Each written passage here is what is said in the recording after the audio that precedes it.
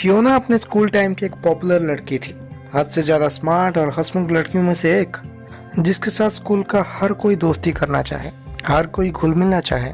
एक दिन अपनी 16th बर्थडे के सेलिब्रेशन में फियोना अपनी पूरी क्लास को इनवाइट करती है। पूरा घर बर्थडे पार्टी के लिए सजा हुआ रहता है। धीरे धीरे बर्थडे वाला रूम बच्चों से भर उठता है। फियोना शायद इकलौती ऐसी लड़की थी जिसके फ्रेंड जोन उसके घर से भी ज्यादा बड़ा था। स्कूल के लगभग सारे टीचर्स और क्लास के सारे बच्चे फियोना के बर्थडे पार्टी में प्रेजेंट थे। सबके हाथों में फियोना के लिए गिफ्ट्स और चॉकलेट्स थे। सबके हाथ से गिफ्ट रिसीव करके फियोना की खुशी सातवें आसमान पर थी।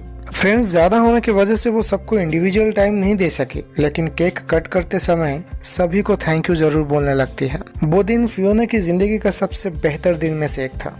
अपनी सेलिब्रेशन की खूबसूरती को वो पूरी रात विजुअलाइज करती रही और मन ही मन मुस्कुराती रही। लेकिन फियोना की दिल उस दिन टूट जाती है जब नेशनल फ्रेंडशिप डे की डेट आती है। क्लास के हर एक बच्चे के हाथ में गिफ्ट देखकर फियोना के दिल में भी उम्मीद जाग उठती है। टास्क ये था कि हर एक स्टूडेंट को 3 गिफ्ट अपने 3 बेस्ट फ्रेंड को देना होगा। इस बात को सुनकर कुछ पल के लिए फियोना के चेहरे पे मुस्कान दिखाई देती है, लेकिन टास्क खत्म होते होते फियोना के हाथ में एक भी गिफ्ट नहीं आता। किसी से भी फियोना उस दिन गिफ्ट रिसीव ही नहीं कर पाती। इस इंसिडेंट से फियोना की दिल बहुत बुरी तरह टूट गई। एक कमरे में जाके घंटों वो रोती रही, सिर्फ ये सोच के कि आखिर ये कैसे पॉसिबल हो सकता है। जिसका पूरा क्लास दोस्त है, उसको उसी क्लास का एक भी बच्चा बेस्ट फ्रेंड नहीं मानता। उस इमोशनल ब्रेकडाउन के बीच कोई सिंपैथी देने आते जरूर थे, लेकिन सिर्फ कुछ मोमेंट के लिए। ठीक उस तरह जिस तरह फियोना ने बाकी सबके साथ जाने अनजाने में करती आई थी। फियोना को ये रियलाइज हो चुका था कि वो एक अच्छी कंपेनियन तो है, लेकिन वो कभी भी ट्रू फ्रेंड बनने की कोशिश नहीं की है किसी के लिए। उस दिन के बाद वो सबको ज्यादा अटेंशन देने लगती है, ज्यादा अच्छे से और मुस्कुराहट के साथ बात करने लगती है। लेकिन आखिर में उसे ये महसूस हो ही जाता है कि ये सब काफी नहीं है एक ट्रू फ्रेंड बनाने के लिए। स्कूल से एक दिन वापस आने के बाद पूरी शाम वो उदास होकर कमरे में बैठी रहती है। रात को डिनर खत्म करने के बाद वो अपनी माँ से ये सवाल करने लगती है कि मम्मा, मुझे कैसे एक सच्चा दोस्त मिल सकता है? मैं बहुत परेशान हूँ। ये बात सुन के फियोना की माँ कहने लगती है, चेहरे पे स्माइल रख के और मीठी जुबान के साथ तुम कभी दोस्ती को खरीद नहीं सकती।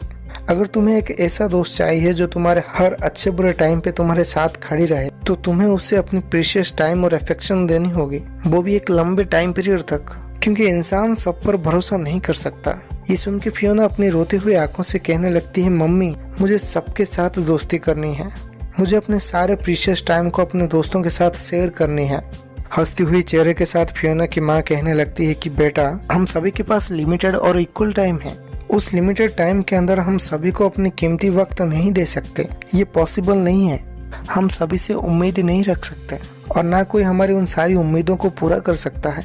माँ की सारी बातें फियोना के दिल में घर कर बैठती है और उसे ये रियलाइज होने लगती है कि उसकी माँ उसके अच्छे बुरे हालातों में उसके साथ थी, एक दोस्त की तरह। बहुत कम बच्चे ही हैं जिनके पेरेंट्स उन बच्चों के अच्छे दोस्त बन पाते हैं। फियोना खुद को लकी मानने लगी कि उसकी माँ उसके लिए शुरू से एक बेस्ट फ्रेंड की तरह ही साथ देती आई है, उसके सारे डिसलाइक्स और मिस्टेक को माफ करती आई है। इसी सोच के साथ फियोना उस रात चैन की नींद में सोती है। इस कहानी से हमें ये सीख जरूर लेना चाहिए कि जिंदगी में उम्मीद जितना कम रहे अपनों से, उतनी लाइफ बेहतर बन सकती है। इसका मतलब ये नहीं कि हमें उम्मीद नहीं रखना चाहिए, क्योंकि हम सड़क पर चलने वाले लोगों पे उम्मीद नहीं रखते, उन्हीं से रखते हैं जो दिल के करीब है। इसलिए उम्मीद रहना एक नेचुरल बात है, लेकिन उस उम्मीद के साथ हमारे अंदर ये समझ भी रहनी चाहिए कि हमारी सारी उम्मीदों को पूरा नहीं किया जा सकता। इस थॉट के साथ हमें सबके साथ दोस्ती करने की जरूरत है।